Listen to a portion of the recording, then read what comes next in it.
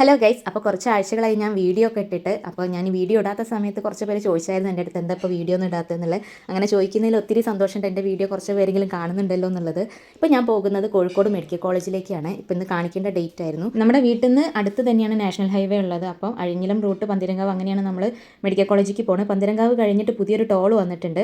അപ്പോൾ അതിൻ്റെ സൈഡിൽ, റോഡിൻ്റെ സൈഡിലൊക്കെ ആയിട്ട് കുറേ ബാത്റൂംസ്, റെസ്റ്റ് റൂം, അങ്ങനെ കുറേ കാര്യങ്ങൾ പുതിയതായിട്ട് പണിത് വെച്ചിട്ടുണ്ട്. ഞങ്ങൾ 7 മണിയാകുമ്പോൾ വീട്ടിൽ നിന്ന് ഇറങ്ങിയിട്ടുണ്ടായിരുന്നു. ഞാനും അച്ഛനും അമ്മയും ഉണ്ടായിരുന്നത്.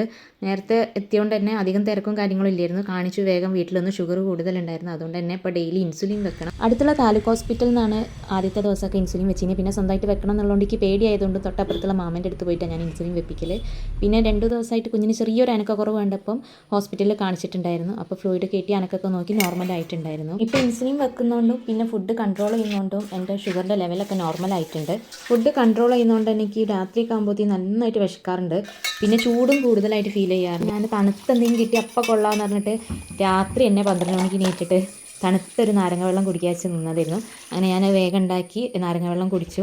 പിറ്റേന്ന് നമുക്ക് ഹോസ്പിറ്റലിൽ പോകണ്ടായിരുന്നു, വീണ്ടും മെഡിക്കലിൽ. അങ്ങനെ മെഡിക്കലിൽ പോയി എല്ലാം നോർമലാണ്. നമ്മളോട് ബുധനാഴ്ച അഡ്മിറ്റ് ആവാൻ പറഞ്ഞിട്ടുണ്ട്. തിരിച്ച് വീട്ടിൽ വന്ന് കുറച്ച് കഴിഞ്ഞപ്പോൾ തന്നെ അച്ഛൻ്റെ പെങ്ങളൊക്കെ വന്നിട്ടുണ്ടായിരുന്നു. പെങ്ങളും അവിടുത്തെ വീട്ടുകാരൊക്കെ വന്നിട്ടുണ്ടായിരുന്നു. ഇതെൻ്റെ കുഞ്ഞ് സബ്സ്ക്രൈബറാണ്, ശ്രീകുട്ടി എന്നാണ് പേര്. അവളുടെ അമ്മയാണ് അത്, ഇന്ദു ചേച്ചി. ഇത് അച്ഛൻ്റെ പെങ്ങൾ. മോൾക്ക് ഡാൻസ് ക്ലാസ്സിലുണ്ട്. അവർ വൈകുന്നേരം തന്നെ വേഗം തിരിച്ചു പോയി. അപ്പോൾ മാമിയൊക്കെ വന്നപ്പോൾ എനിക്ക് ഒരു ബെഡ്ഷീറ്റ്, 2 പില്ലോ കവർ, പിന്നെ ഫുൾ ഓപ്പൺ ആയിട്ടുള്ള ഒരു നൈറ്റി ഒക്കെ കൊണ്ടുവന്നിട്ടുണ്ടായിരുന്നു ഹോസ്പിറ്റലിലേക്ക് വേണ്ടിയിട്ട്. നേരം സന്ധ്യ ആയിട്ടുണ്ട്. അമ്മ കിണ്ടി വിളക്കൊക്കെ തേച്ച് വയ്ക്കുന്നുണ്ട് വിളക്കത്തിക്കാൻ വേണ്ടിയിട്ട്.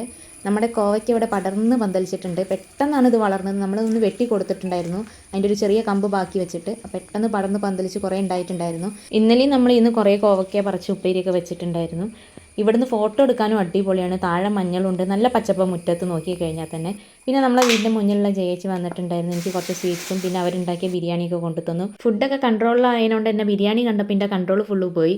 നല്ല വാഴൻ്റെ ഇലയിൽ പൊതിഞ്ഞ നല്ല ബിരിയാണി എനിക്ക് നന്നായിട്ട് ഇഷ്ടപ്പെട്ടു. എനിക്ക് അപ്പം തന്നെ കഴിക്കണം തോന്നിയോണ്ടാണ് ഞാൻ വേഗം എടുത്ത് കഴിച്ചത്. അടിപൊളി ബിരിയാണിയായിരുന്നു.